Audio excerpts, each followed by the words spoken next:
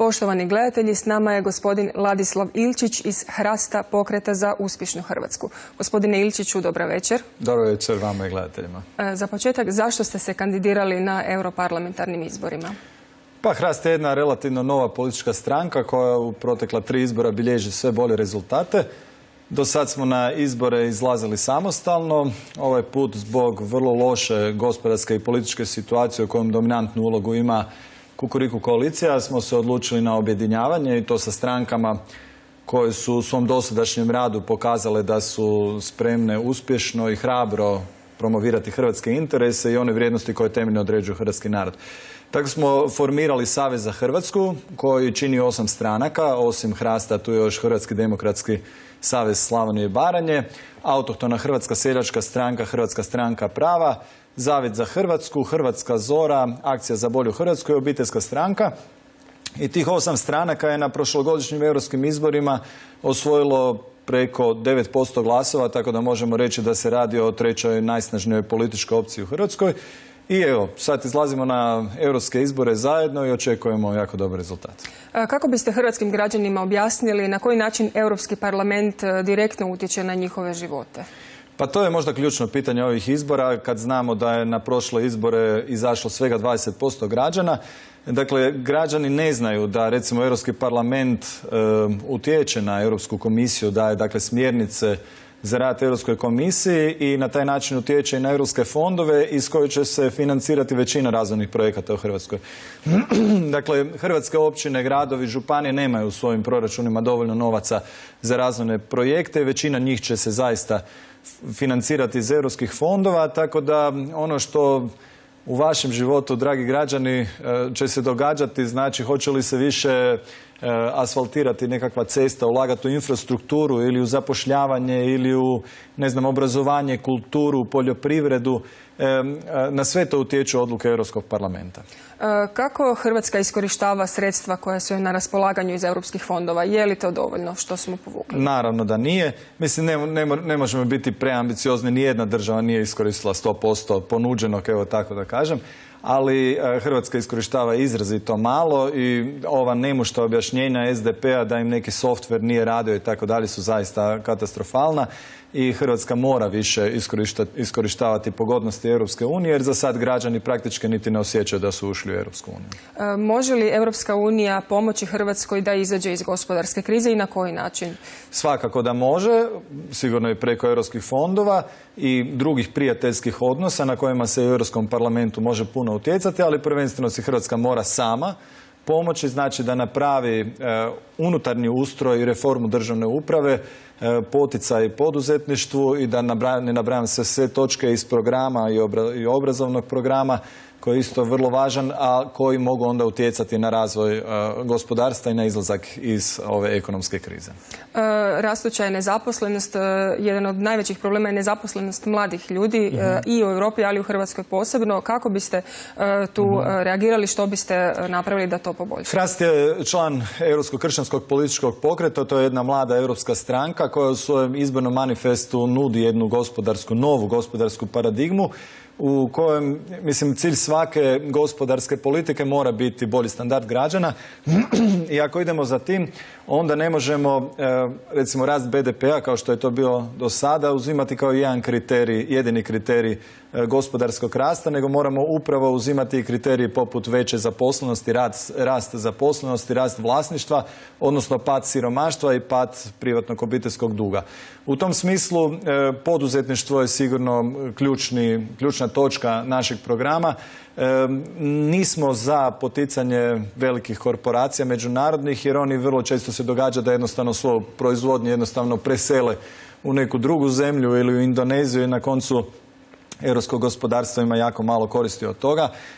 Tako da poticanje poduzetništva i rast malih i srednjih poduzeća je jedini dugoročni pokazatelj i mogući koji može održati zaposlenost u Hrvatskoj i u Europi. Kako europska politika u poljoprivredi i ribarstvu direktno utječe i na Hrvatsku? U velikome. Znači ne samo da oni određuju koliko ćemo čega proizvoditi, recimo daju se smjernice za sigurnost hrane. Znači sigurnost hrane, što ćemo mi jesti, ovisi opet o odlukama Europskog parlamenta.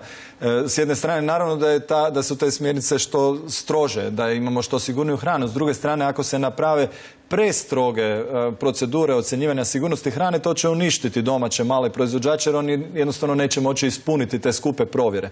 Tako da tu naći pravu sredinu je izrazito važno i to opet ovisi o ljudima. Dakle, u svakoj politici kad govorimo s jedne strane imamo program, a s druge strane imamo ljudi koji ga provode. Novu gospodarsku paradigmu ne mogu provoditi stare političke strukture i zato je potrebno da se uključuju novi ljudi u politiku.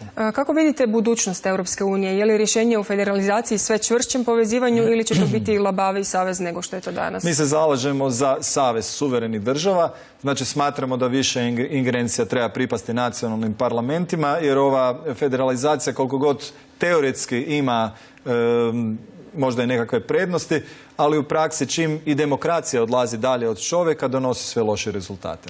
Hoćete li se u ovoj kampanji, ali i ako budete izabrani za zastupnika u Europskom parlamentu, baviti više nacionalnim temama, temama koje zanimaju isključivo hrvatske građane ili opće europskim temama koje zanimaju europske građane? Gledajte, te teme su u stvari povezane. Mislim, budimo realni jer dakle, iste teme koje tište nas, tište i druge europske građane, prema tome moramo se baviti svim i europskim temama, ali naravno ona nacionalna komponenta će biti ipak glavna. Znači, nama su obrana hrvatskih nacionalnih interesa i promocija ipak na prvom mjestu, zato mi jesmo zastupnici Hrvatskoj u Europskom parlamentu. Tako da sigurno odgovor je oboje, ali sa naglaskom ipak na hrvatskim interesima. Može li 11 zastupnika promijeniti nešto u tom broju od 700-tinjak, može li 11 zastupnika Hrvatske nešto učiniti? Može i može jako puno. Dakle, te priče o tome da je nas samo 11 od 750 i da ne možemo ništa su potpuno pogrešne. Znači, mogućnost lobiranja, povezivanja sa drugim zastupnicima, sličnim zemljama koje imaju slične probleme kao i mi, mogu strukturalno riješiti puno stvari i puno promijeniti u konkretnom životu građana.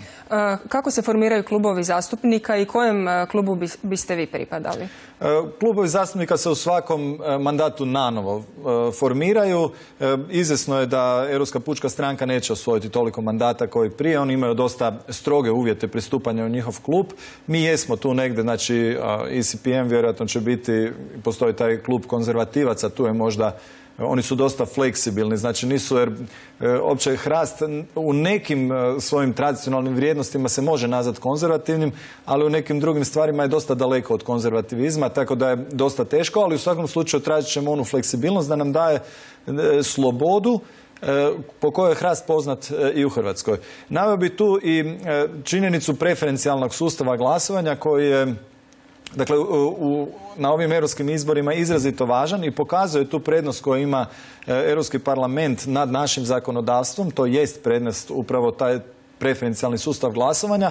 Naime, na ovim izborima birači, osim što zaokružuju listu, mogu zaokružiti i jednu osobu s te liste i na taj način omogućiti toj osobi direktan ulazak u Europski parlament bez obzira na poziciju na toj listi. Tako da je to izrazito važno jer diže osobnu odgovornost političara. Znači, ljudi mogu konkretno za osobu glasati što ne mogu u našim drugim izborima i to je velika šteta. Konkretno, ako žele glasati za Hrast, ja sam jedini kandidat Hrasta na ovim izborima, tako da ne preostaje im drugo nego da zaokruže broj 2, dakle ispred mojeg imena, jer ja sam kandidat pod rednim brojem 2 Saveza za Hrvatsku. Što mislite o proširenju Europske unije, prvenstveno na zemlje u okruženju?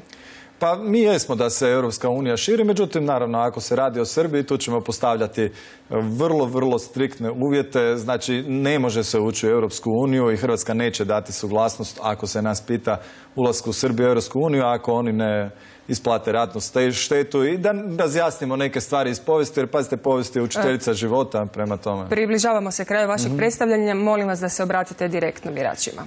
Dakle, u Europskom parlamentu nužno su potrebni ljudi koji su u svojem dosadašnjem životu pokazali da su spremni hrabro i uspješno zastupati hrvatske nacionalne interese i one vrijednosti koje temeljno određuju hrvatski narod.